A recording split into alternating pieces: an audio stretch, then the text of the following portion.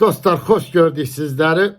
Bugün sizlere ben Azerbaycanımın ebedi yaşar şairleri Şair Zəlimxan Yaqub'la Şair Osman Sərvəllinin değişmesini sizler için paylaşıram benim əzəlim. Şair Zəlimxan Yaqub Şair Osman Sərvəlliyə yazır. Gel çıxaq gəzməyə ay Osman qağa.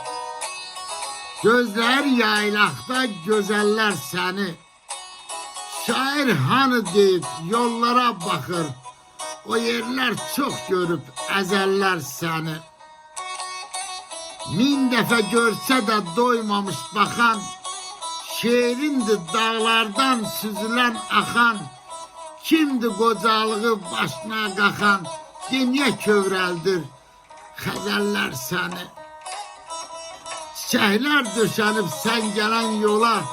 Qışda da inanma sarala sola. Təbiət zamanla verib qol qola. Yaşadar qəlbində yüzillər səni. Osman Sərvəlli cavab yazır Şair Zəlimxan Yaqub'a. Kuzeydə ağaran qaya mı, qar mı?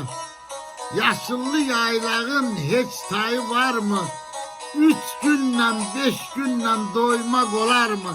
Dağlardan doymağa 100 illər gərək. Qonardı xəyalım Qoşqar dağına. Quş kimi qalxardı yar oylağına. Ömür bağçasına, könül bağına. Vaxtsız düşməyəydi xəzəllər gərək. Daha səməndimin ağarıb yalı. Sökülüb dırnağı, tökülüb nalı. Dağlara çıxmağa qalmayıb halı. Gedəydim o yerə əzəllər gərək. Allah hər iki ustadımıza rəhmət eləsin. Sağ olun dostlar.